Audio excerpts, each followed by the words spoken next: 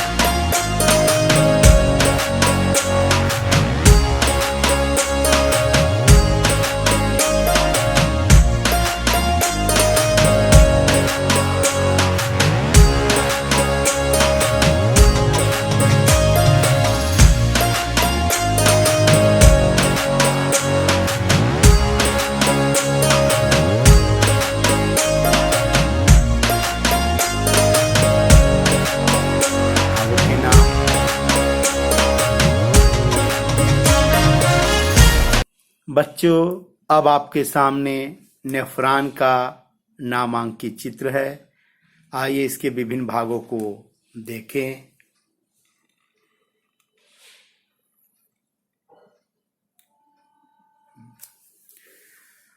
तो सबसे पहले ये जो आपका कप लाइक स्ट्रक्चर दिखाई पड़ रहा है, इस कप लाइक स्ट्रक्चर को हम बोलते हैं बोमेन संपुट, बोलते हैं बोमेन्स कैप्सूल।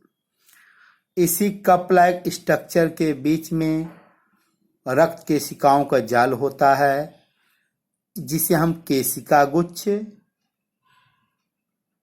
ग्लोमेरुलस कहते हैं। इसके दो भाग हैं।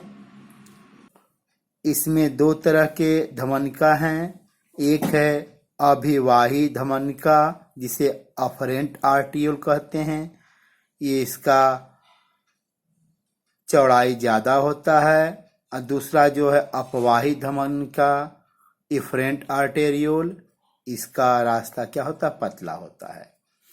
यही धमनिका आगे जाकर के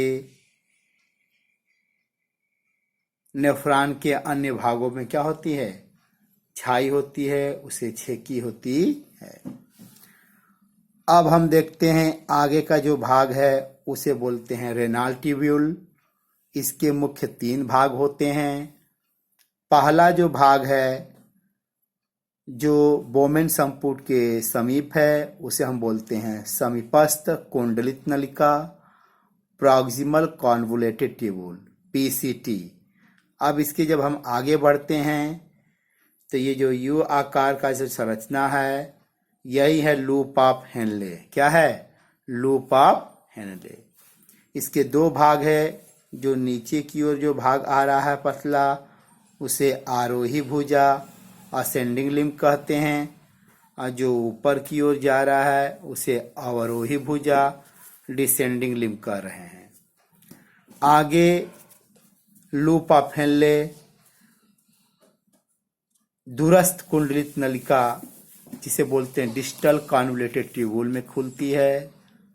फिर ये दूरस्थ कुंडलित नलिका आगे जाके संग्रह नलिका कलेक्टिंग डक्ट में खुलती है। इस कलेक्टिंग डक्ट में सैकड़ों क्या होते हैं नेफ्रॉन आपके जुड़े होते हैं। यहीं पे मूत्र का निर्माण होता है, स्टोरेज होता है।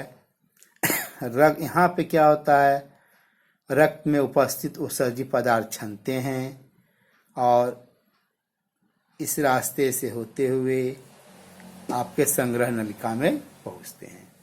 इन सभी भागों में पुनः अवशोषण की प्रक्रिया होती है। अंततः संग्रह नलिका में मूत्र का निर्माण हो जाता है। प्रत्येक वृक्क में लगभग 10 लाख जटिल